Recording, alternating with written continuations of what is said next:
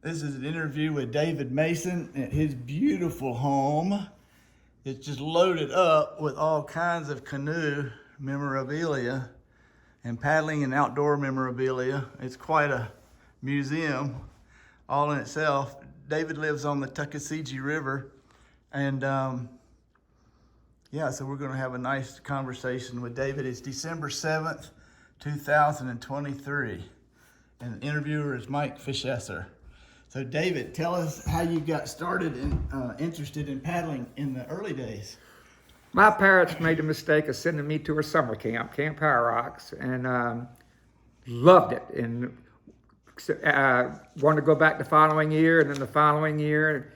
And I really loved canoeing. Matter of fact, as a middler, I was paddling better than some of the canoe counselors and making the canoe do things that they couldn't do. Really? And but I always wanted to come back to summer camp because I really loved the whitewater paddling. And High Rocks was one of the first camps that really did all these rivers. I mean, we were talking about everybody does the Green, but the Kiowee-Toxaway River, that was one in the repertoire. And of course, we did the Ravens Fork, Conalufty, section.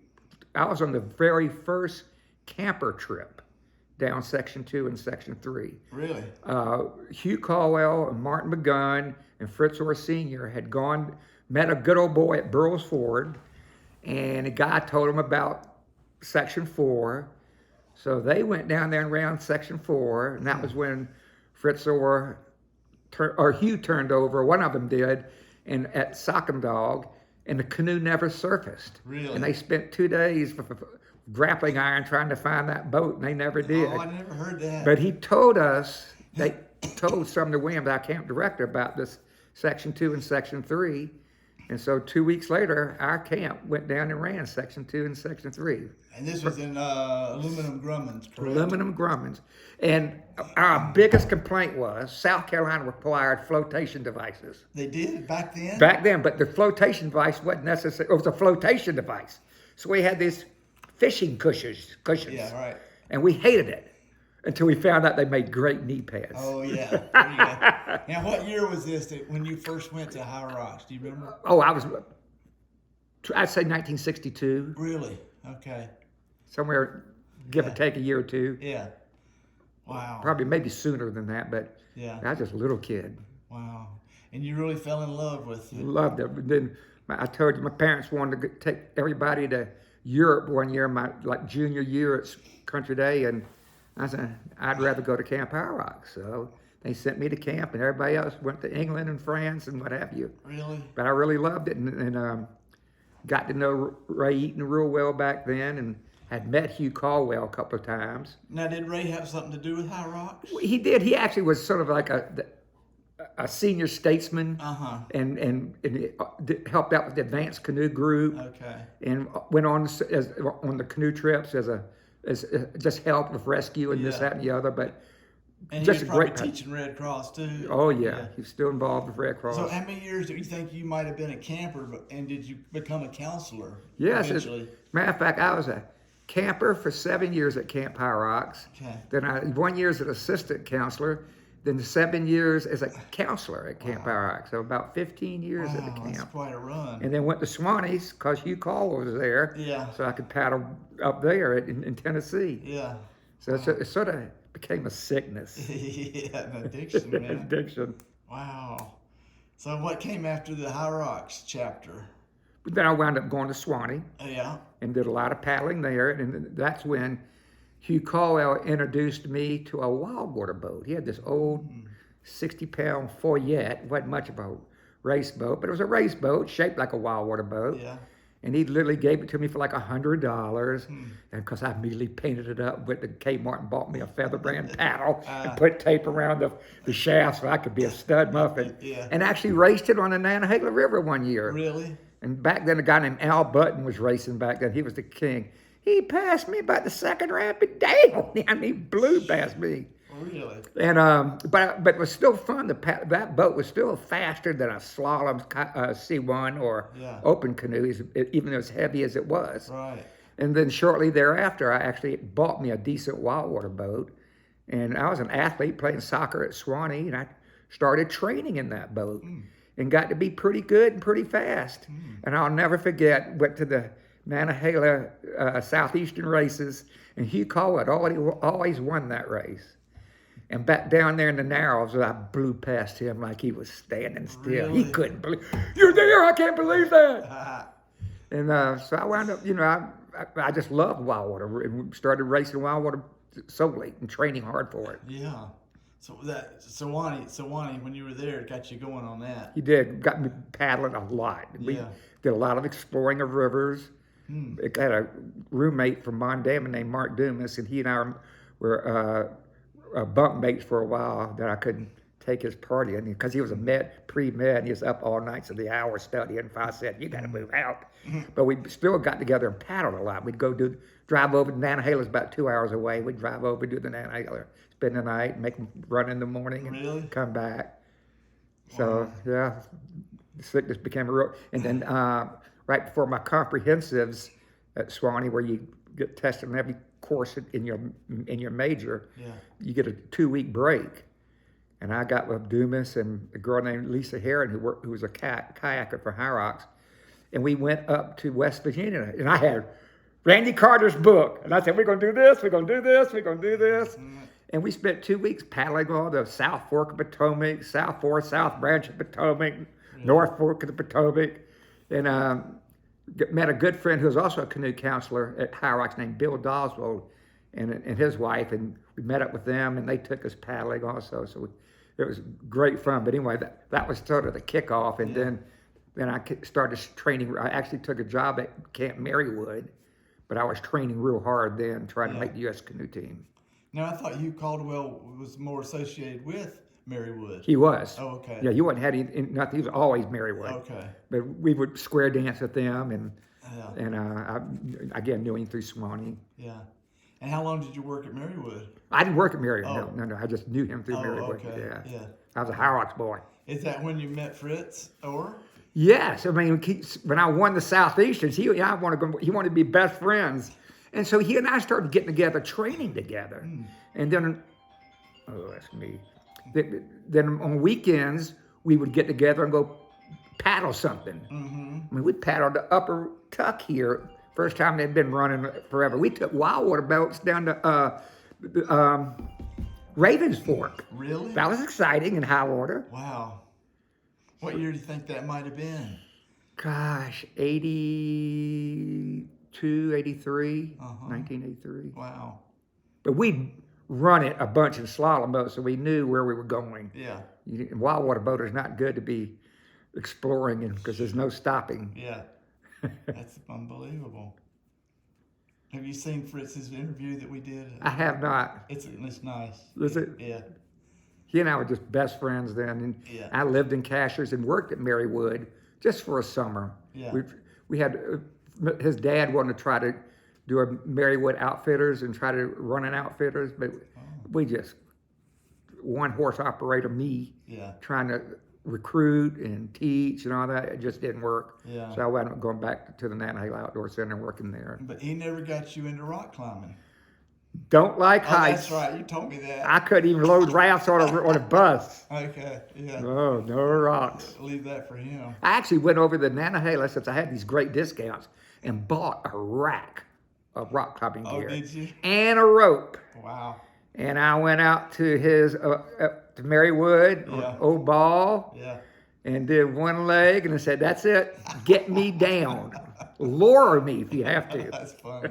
And there's a girl rock climber there, and I said, "Just give me what I have, and you can have all this." And it was quite a deal. Oh, I I bet. got like a 40% discount when I worked at the right. MSC. So I sold it all. Owned it for about 4 days. That was your rock climbing history right there. Now, was Carrie Ashton at Sewanee when you were there? No, but she was working at NOC a lot when I was there. Yeah. Working there. Okay. And she and I did a couple of classes together. Okay. She was going back to get the trailer one time, the van for the shuttle, and I had to teach rope throwing, and I hadn't thrown a bag in a while. I gave my best talk, and I said, "This is how you throw that bag." Well, because went straight up, over a branch, down the other side. And I said, "Boys, unless y'all want to be swimming, y'all will not breathe a word in this harbor when I did this. Really? Yeah, I threatened them. And when did you start working at NOC? About 1980, let me think, 1978, and worked there through 1983. Okay. And you say you and I met back then. You were with Outward Bound and working a lot, spending most of my time on Section 4. We always did all the Outward Bound classes. Okay. And I loved them. Yeah. And so I asked them, every time they come through, let me do at least one. Yeah. And we had it down to a science. Well, exactly what we're going to do, what we want to accomplish on Section 2, prepare for Section 3 in the Narrows, because you got to know if they swamp in the Narrows, they're going to get upstream and we'll better do a rescue. Otherwise, it's going to be a long walk out of there to try to find that canoe if it goes all the way down through the Narrows. Yeah. But we never had a problem. The kids were always really good. Oh, wow. But we swam them a lot. Yeah. And the way y'all beat them up so bad, they enjoyed that swimming. Oh, my gosh. So 78 to 83 was NOC? Yes. And that's when you really started amping up on your competitions? Yes. I was like, never really made the A team, but I was always like number 1 or number 2 on the B team. Uh-huh. And then in 1983, there's a guy I worked with named Scott Overdorf, who's a Western Carolina kid. He worked at the NOC, but he paddled an open canoe, real downriver open canoe, real fast. And I said, you're pretty good in that boat. I think I'm pretty good as a stern. We ought to get together and paddle C2. Yeah. And he and I wound up becoming a C2 team. We actually went to Garmisch Park in Kirkland in 1984 and made the U.S. team. And we were the number 1 boat and paddled that boat's like, that river's sort of like paddling a Tuckasegee with no water, but dropping a severe angle and big rocks.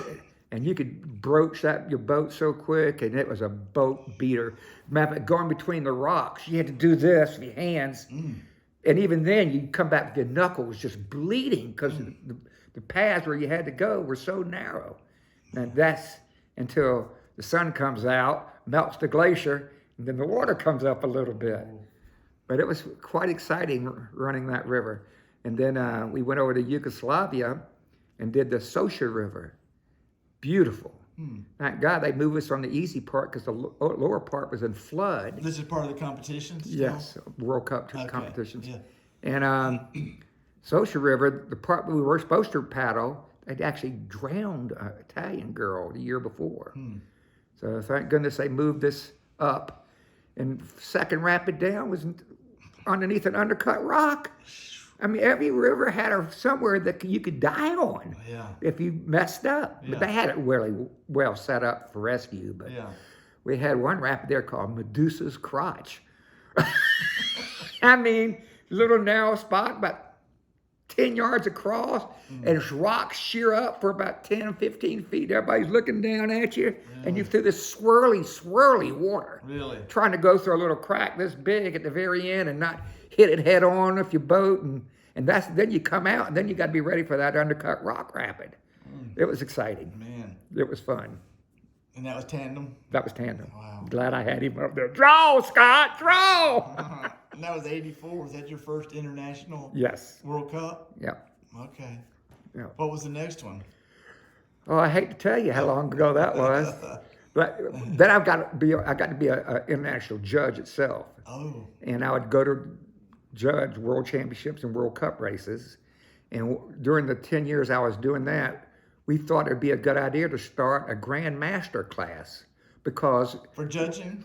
for competition, because there are a lot of old boaters out there that still might compete. And if we keep them interested, they might be interested enough to make contributions to the federation. Brilliant. Because the Europeans, they get new boats for their senior team. The next year, the senior team gets new boats, and those boats they had go to the junior team. So they always have a good supply of boats. Yeah. But anyway, in order to get these older guys interested, we started these masters class, super master, and grand master. I think that's what it was. Really? And I was a grand master, 55 and older. Wow. And I trained up. I had gotten really fat, weighed about 225 pounds, Yeah. but then lost down to 165, and started training real hard again in my old boat that I raced in 1983, Yeah. and went and competed in the Grand Masters in Karlovy, Czech Republic as a Grand Master, World Championship. And Single? Yeah. Not tandem. no, single. Yeah. And so here we are to put in, and you're supposed to write on the entry form that our managers did that, your age. And I put 55. Well, a couple of these people put the dates they were born. Well, there were these three of us in this class, and I'm going, good Lord, you guys were pretty well kept for your age. Golly, well, they smoked me pretty good. Come to find out, they weren't putting their age; they were putting the year they were born. And so the result was I was last man standing, so they had to give me the gold medal. Oh, really? So I got that gold medal and a big old trophy about that big, and it's in the record books. I'm the first Grand Master, I didn't world see champion. that in the house. Is that down in It's Savannah? down in Savannah. Oh, okay. Yeah, That's cool. yeah. Wow. That was fun. I had more fun, and because everywhere we went, we were wined and dined by the federations and given a lot of stuff you see in here, stuff that they gave as gifts for us, making an effort to come over there and Yeah. spend a week over there judging. Yeah. And actually, we would spend sometimes 2 weeks over there because we would purposely schedule the World Cup races one after another.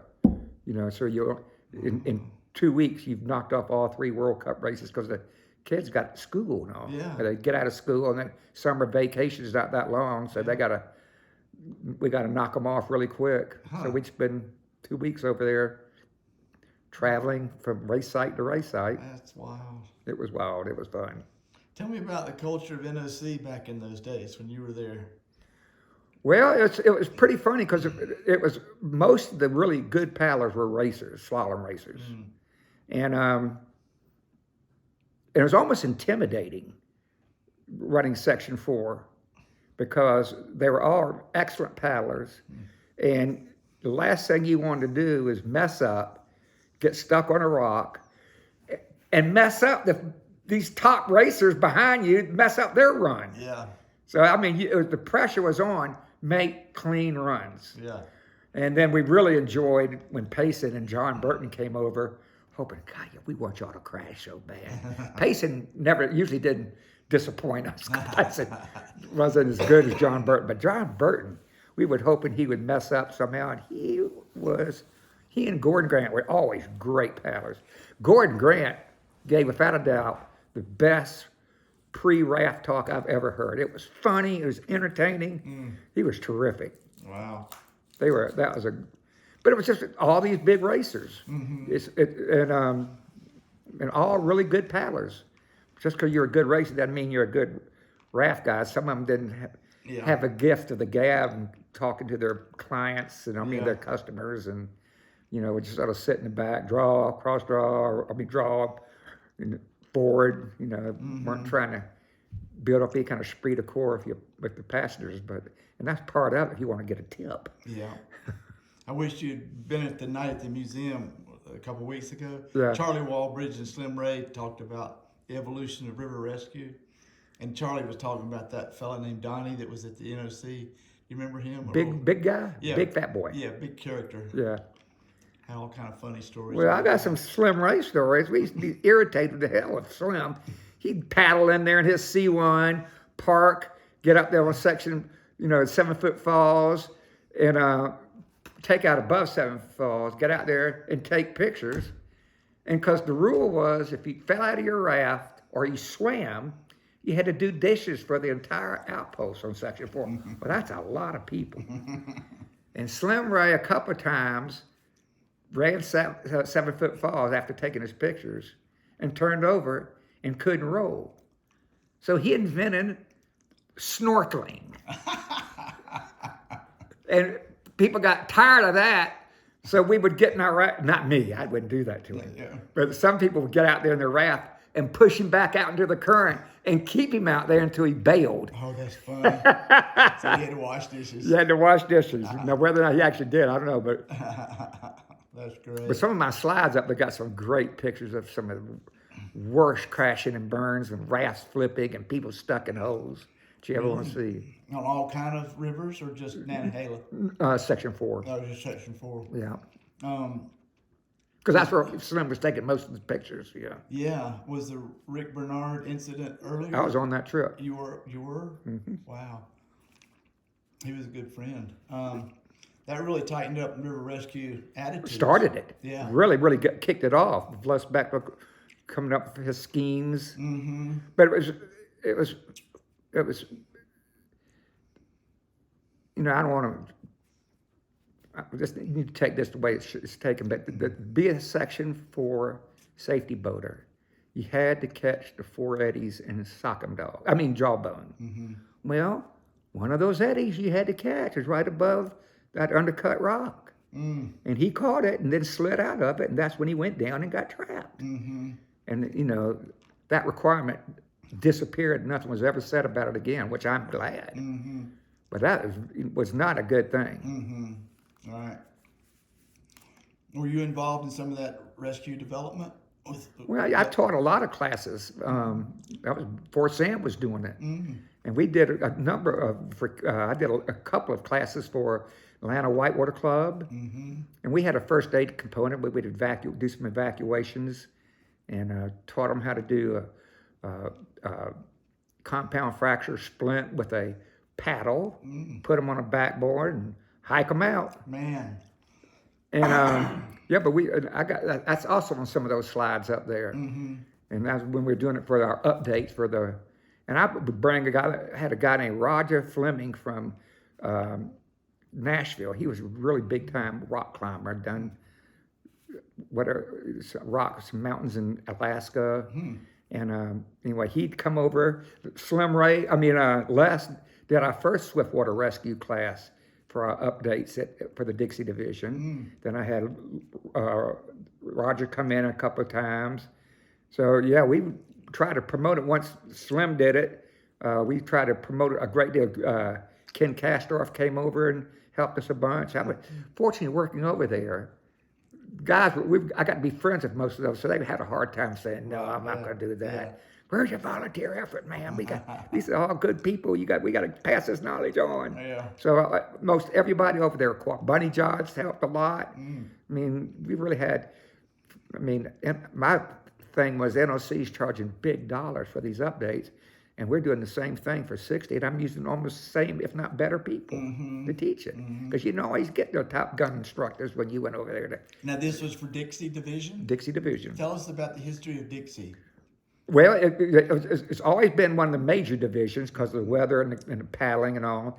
And it's funny, they didn't really wasn't that organized. And, you know, national meetings in November, so Payson would try to get together and put the word out that we have a meeting tonight in the trip room, and anybody around come to it. He'd go to the restaurant and try to scrounge some people up to have a meeting. And one year, he'd come up. I was a Dixie Division facilitator. And that's when we were starting to do all our updates and doing real well. And I was sending out packages to instructors to keep them updated on, you know, new stroke technique and this, that, and the other. So he knew I was pretty organized. He came up to me and said, would you like to be Vice Commodore of the Dixie Division? I said, yeah, I would. Well, he says, we're having a meeting on this date. And I said, I'm going to be with y'all on the Salmon River. I won't be able to be there, but I would like to do it. So he went to that meeting and told them that I want to be Vice Commodore, even though I wasn't there at the meeting, but he really wants to do it, so we got to elect him.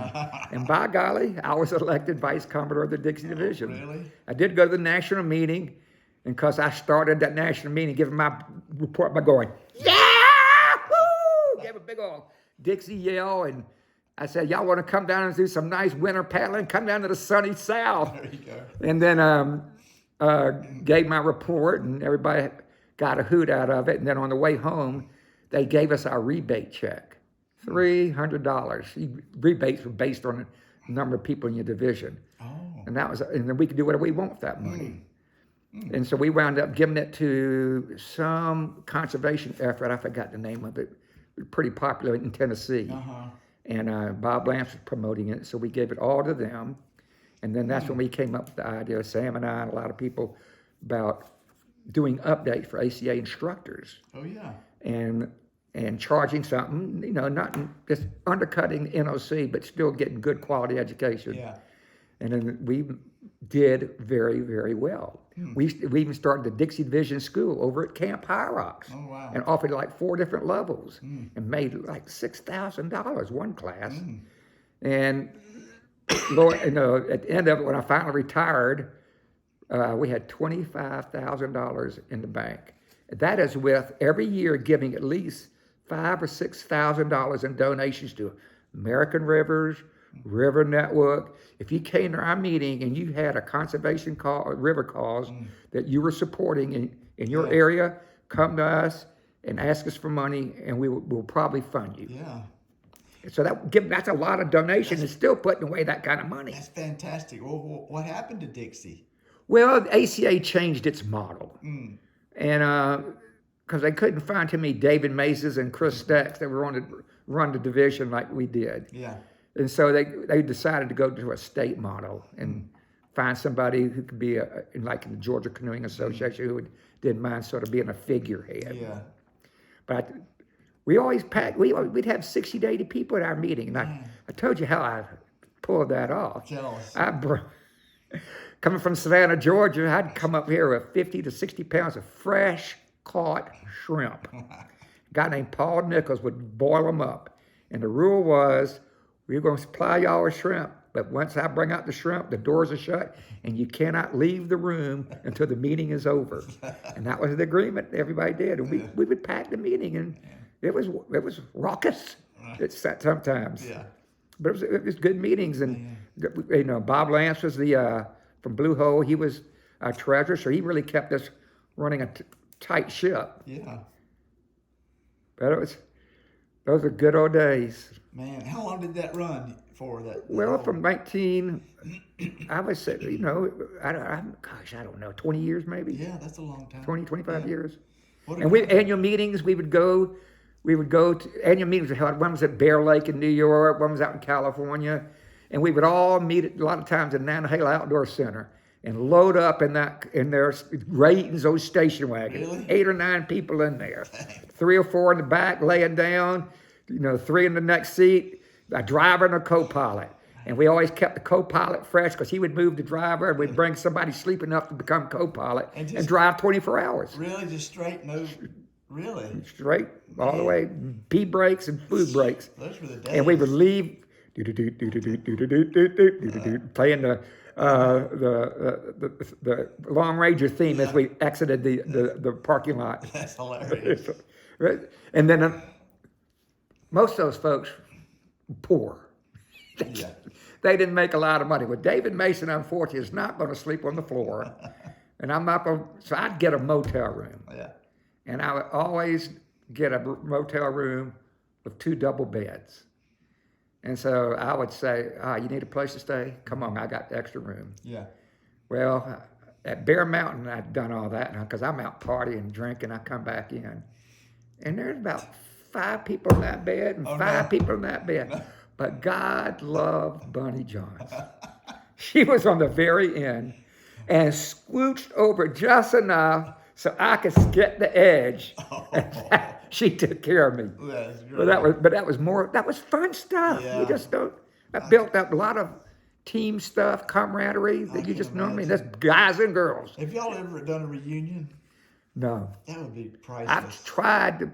I promoted that this year to the ACA. Yeah. Because so many ex-board members the annual meetings were great because every division had delegates based on their size. Yeah. So Dixie had like 12 delegates. California had about 10.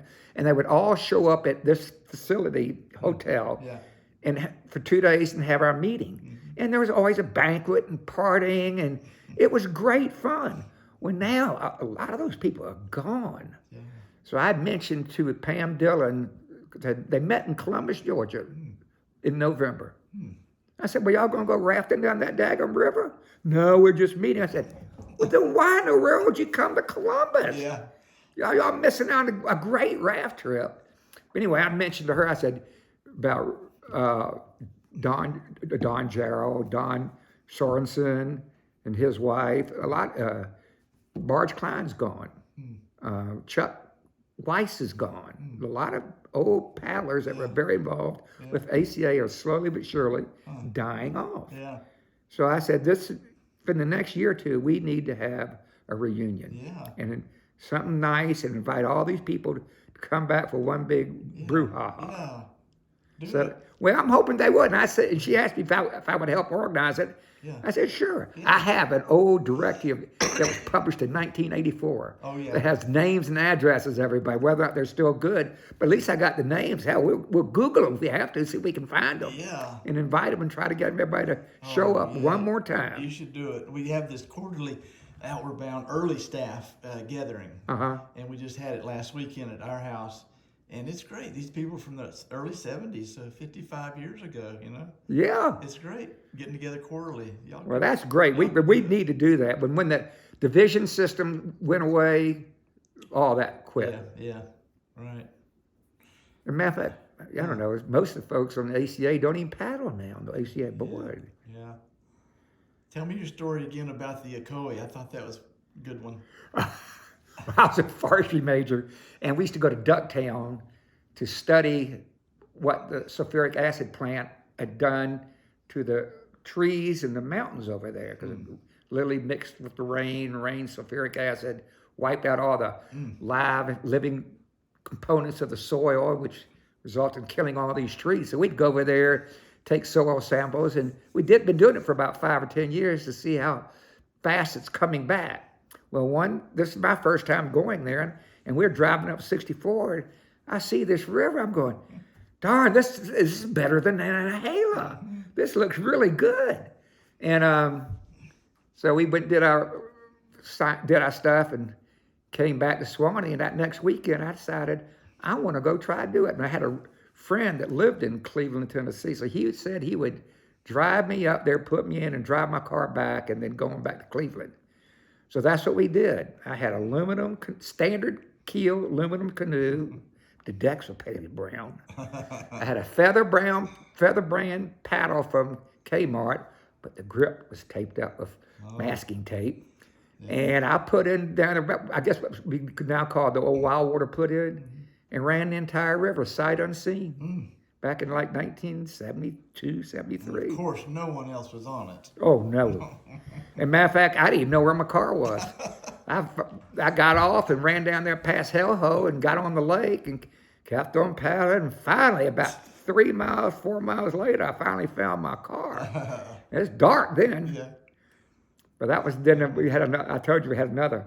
That was 1972-ish, right? Yes. Wow. Yep. And then I went back 2 or 3 weeks later for a guy, fraternity friend, who said he could paddle, and we put up by the dam. We made it through all the that slow stuff, ledgy stuff, and got to Vegematic or whatever it is down there, and he crashed and wrapped his canoe. It took us 3 hours to get it out. Well, that was the end of that trip. This trip was bent pretty good. How'd you get it out? Literally, we were in the water, chest high, standing in there, trying to lift it up. And we finally got it, move a little bit. And he was a big, strong boy, but we finally got it out. But it was on a rock. It wasn't a bridge piling. No, it was on a rock. Right in Vegematic, though. Oh, There's a lot of current there. Not to mention rocky and easy for foot entrapment. Yeah, I don't know how you did that. Young. When did you get into sea kayaking? When I moved back to Savannah, I still wanted to do some instruction, and we tried canoeing, but there's just wasn't a whole lot of demand for the canoeing. Yeah. Boy Scouts. I did a couple of Boy Scout stuff, but they really were interested in merit badge stuff. They were really interested in trying to learn the proper strokes and stuff like that. Yeah. And so this guy that ran Wilderness Outfitters sold boats, and he had a guy that working there named Lynn Laycock, who wound up working in RCI, what is it? REI. REI at Atlanta. But he was at that store. And he and I got together and started raising kayaks. And we started teaching at Lake Mare, big old lake. And of course, got to be popular. Then about a year or two later, Steve Scarborough was down in Atlanta doing some research and development in Tybee. He had a bunch of boats, experimental boats. And I said, what you gonna do with those boats? We need boats. We're teaching these classes down here. We actually sold them to me at like $100, $200, really cheap. Yeah. And so we slowly but surely built up our fleet to around 14 sea kayaks, and because we bought life jackets and paddles. Yeah. And we would teach about 6 classes a summer. Wow. And each class was Monday through Thursday from 6 o'clock to 9 o'clock. Man, That's a commitment. Yeah. That's almost our entire summer. That's the real deal. But the kids were just they were really good when they left. I told them, I feel really good about you guys. I don't want you on the Savannah River. Yeah. Boats are too big, they can't stop. Yeah. But any of these other rivers, I feel good about you going out there, because we knew they could get back. If they turned over, they could get back in those boats. What about the ocean? Didn't mind the ocean either, Yeah. but you know, I didn't want them Yeah. out of sight of land. Yeah, right. But ocean's fine, but the ocean has different little things you got to worry about, because I was telling you the wave effect will slowly but surely be moving you towards shore. Yeah. Because the proverb is safer deeper, because if you get too close, oysters, Oh, yeah. and you don't want to be trying to do a rescue in an oyster rake. Yeah, right. So, but most of the kids were really good about being able, they all could get back in that boat. And matter of fact, we do an all-in at the last day of class. Everybody turn over. Well, what do you do? Well, somebody's got to figure out how to do a kayak over a swamp boat, rock it back and forth, and get them up, get them in it, and then that person can go around and Nice. start doing the assisted rescues, and then that once we get him in a boat, then he can go help somebody else. And, Right. but it was pretty much fun. Are you still doing those to this day? No, boats got to be too heavy. I got to be too old. It was taking Did too much. anybody pick it up from you? I was on the board of the YMCA in Savannah. It's a really big board. Okay. I mean, big organization. Yeah. And we had a pool down in Brunswick, 50-meter pool. And I had a friend down there who was a sea kayaker. He actually took a class from us. And I said, I'm giving these kayaks to this Y. Why don't y'all see about doing some classes down there? So I gave them life jackets, paddles, and boats. So that's where they are right now. Oh, really? But if I had that pool, I'd still be doing it now. Yeah, that's perfect. But Lake Mare was nice, but except too much duck poop and everything. Oh, yeah. Yeah. I taught him you remember this adage, safer, deeper? Same here. Go deep. Yeah. Get away from the shore where all the poop is. Oh my gosh. Don't swallow anything. And tell me about this property that you acquired here in the Tuckasegee. Well, it was really funny. Fritz and I used to make wild water runs down this river all the time. Yeah. And because Double Drop right here is really one of the best rapids on the whole river. And I'd be looking at all this going, God, what a great spot for a house. But I was poor, couldn't afford it.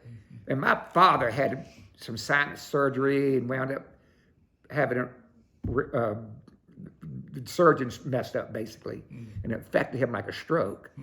And the life plan was for me not to work as a guide at the NOC, it was for me to come down and take over the business. Which is what? He was a realtor and a developer. Okay. And I decided, well, okay, wasn't making any money at NOC. Maybe this would be the time for me to move back to Savannah, because he had just bought like a couple hundred acres, and it means no giving it back. I guess we could have sold it, but he really wanted to develop it. So I came back and took over the company and did real well. I mean, Daddy, this isn't hard. It's just addition or subtraction. You know, if I'm going to sell it for this, if I'm going to cost me this much in development, and I'm selling it for this much, that's good money in there. So it was this mid-'80s that you moved back? Yeah, to moved back in Savannah? 1983. 83, okay. Yeah. And then when did you, so tell me So more it's been about- shortly thereafter. Yeah. I was looking at, I'd always come up and make runs down the river, and I just said, Sam, I can now afford to buy this property. I wish I could remember all the timeline for all this. Yeah. I Oh, don't you're doing remember. great. But I just said, why don't you go see who owns this property? Well, he did. And that property had just been listed for sale just that week. And a guy named Jack Debnon was the realtor who had listed it. And I said, make an appointment. I'm coming up the very next weekend to look at it. And I came up that next weekend and bought it. How many acres? 52 acres back then. So what I wanted to do is keep like the best for me, this side over here. But then 10 acres, 10 acres, 10 acres, 10 acres. 4 10-acre tracts. And I was willing to finance it for them. Load, decent, not great, hefty duty down payment, but finance at a nice interest rate so I could get some cash flow. Yeah. So Sam wound up buying his from me. The Lances bought theirs from me. And a guy, not Bob Latham, but anyway, he bought the far end tract from me. And I'll never forget, he kept on kidding me. David, I only sold it for like $22,000, but it was steep. He says, you sold me a cliff. Well, he wound up selling it for $125,000. So he never built on it. Never himself? built on it. Yeah. I said, quite a cliff, wasn't it? Yeah, right. Did anybody do it? The new buyer? Yeah, that's that big ugly thing that's down here. Oh, yeah, right. I mean, so what year did you build this house? I think like 2007, 9, somewhere like that. And Sam, after you? Sam was before me. Oh, okay. And I used his builder. Oh. Yeah, so Sam could be the caretaker of me while he's building my house. Well, it's a gorgeous place. And you come up how often? Try to twice a month. Okay. And I like all the seasons. Yeah. I don't winterize it. Yeah. And I like the winter when all the leaves are down. Yeah. And so you can see all the rock formations. The part I hate the most is fall. I keep on wishing a hurricane to come up here and blow all the leaves off one time. Yeah. So you can blow them off one time. Yeah. But like Sam says, he's blown his place off 5, 6 times already. Me too. Yeah, it's just, and you got to do that, or else you're pushing a pile that's 4 feet high. Yeah. Well, at least you got the topography. Yeah, off the side. Yeah. Right. But I love obviously the spring is gorgeous, and the fall colors are gorgeous. Yeah. And I got these godddaughters that live in Atlanta, so they come over here and we have more fun. That is great. I'm out canoeing, but I take them rafting all the time. None of them can swim. On the tuck, you're taking them on the tuck. Yeah. Yeah. And none of them can swim. Really? Not a bit. So I make the younger non-swimmers go with me in my raft, and I get Andrew to get me one of the girl rafters since I want them to have a girl role model. Yeah. And we paddle the river. And last year, it's so funny, the river was a big flood. It was cranking. Really? And I told the girl, look, all right, I'll follow you. Well, she was so pitifully slow. I'm an old wild water paddle. I like to paddle. Yeah. And I said, look, I'm about second wrap in. I'm going to come on around you. And we ran this river in about an hour. Because a wild water paddle, we just stay in the flow. It's not hard. Yeah. Stay in the current. I'm not catching no stupid You eddies. sped it up. She says, that's the fastest run I've ever done ever on this river. Yeah. That's great. And so every time they come up, we at least once or twice a summer we go rafting. That's great. Yeah. Wow. Well, what advice do you have, David, for paddler or people that want to get into paddling these days? Definitely get some instruction. On-the-job training is not good for this sport, especially in whitewater, because current makes a big difference, and you got to know some safety stuff. Yeah. So start off on the flat water, get your strokes down pat, be able to make the maneuver. And I'm one of these people, I believe in the moving water skills. That's one thing to be able to do a side slip and do a pivot.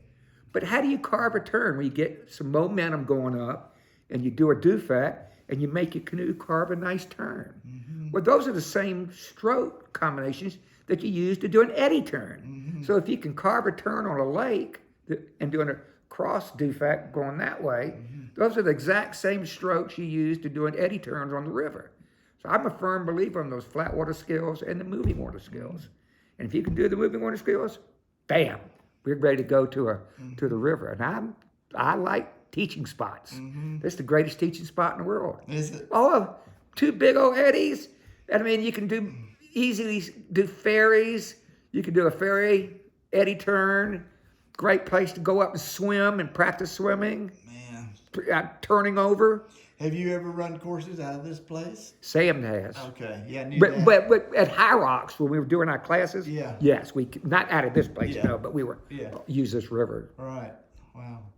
Mondamin actually comes down. I have a spot down here, about 50 yards long, Yeah. that I've cleared out, and I let the camps come out there and camp. Oh. And Mondamin used to do a overnight camping trip where you had to watertight your clothes, Oh, yeah. all your clothes and your gear, and Yeah. and they would paddle down here and take it out and go camp up there.